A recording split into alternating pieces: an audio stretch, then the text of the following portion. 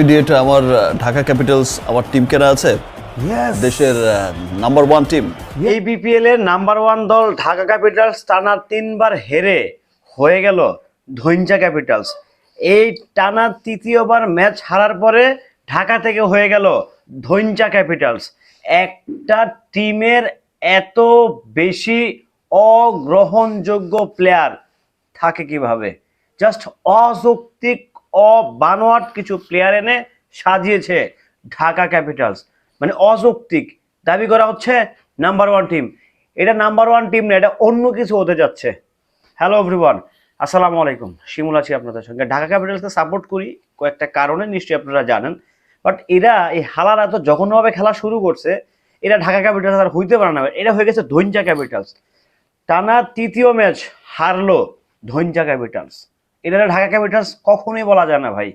এটা আমি ভাবছিলাম হয়তোবা আমাদের সজন ভাই না থাকলে টানা ম্যাচ জিতে, প্রথম ম্যাচ জিতে জাস্ট ওই ঢাকাবাসীর মনে একটা উত্তেজনা তার করে দিচ্ছে, তারপরে এটা ধৈর্য হয়ে গেছে। প্রথম ম্যাচ হারতে ঠিক আছে, তৃতীয় ম্যাচ হারতে নট এন্ড, আবার তৃতীয় ম্যাচ একবার এন্ড হয়েই গেলা। ঠিক আছে এখনো বাদ হয় না, এবার তারপরেও তো যে জঘন্য খেলাগুলো খেলা হচ্ছে। আর তাসকিন আহমেদ এত বেশি রান দিছে আজকে, দিস ইজ মানে আনএক্সেপ্টেবল। সত্যি কথা বলতে এই তাসকিন আহমেদের কাছ থেকে আসলে এইগুলো আশা করা যায় নাই। যে কিছুটা হয়ে গেছে, মানমুখীভাবে হয়ে গেছে, কিছু করার নাই।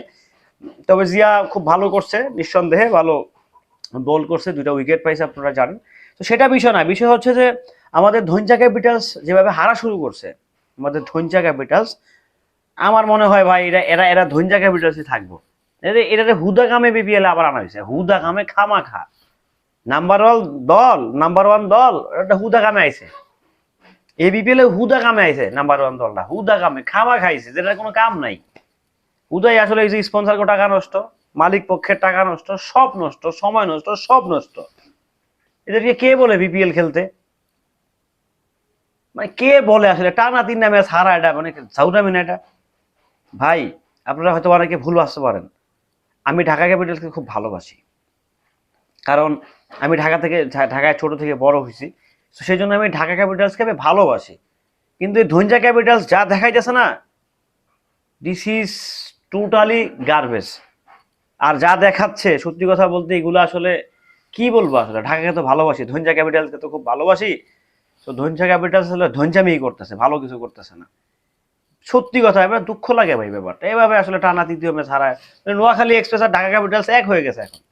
2টা খালাতো ভাই আর মামাতো ভাই, মানে পাড়াবস্তির আত্মীয় স্বজন হয়ে গেছে। টানা ম্যাচ হারতেছে তো হারতেছে, জিতার কোনো নামগন্ধ নাই। এগুলো আপনারা কোন এগুলো টিম আমার খেলতেছে বিপিএল এ, মানে অযৌক্তিক না, সম্পূর্ণরূপে অযৌক্তিক। যাই হোক, অযৌক্তিক নিয়ে কিছু বলতে চাই না। ভালো থাকবেন সবাই, সুস্থ থাকবেন। ধৈঞ্চা ক্যাপিটালসের খেলাগুলো কেমন লাগতেছে আপনার কাছে? আমার ভাই সত্যি বিরক্ত হয়ে পড়ছে ঢাকার প্রতি। একটা ম্যাচ যতদিন পর্যন্ত না জিতবে ততদিন পর্যন্ত ঢাকার প্রতি বিরক্তই থাকবে। কারণ আপনার যাকে বেশি ভালোবাসবেন তাকে নিয়ে আপনি বেশি খারাপ কথা বলবেন, এটাই সিম্পল কথা।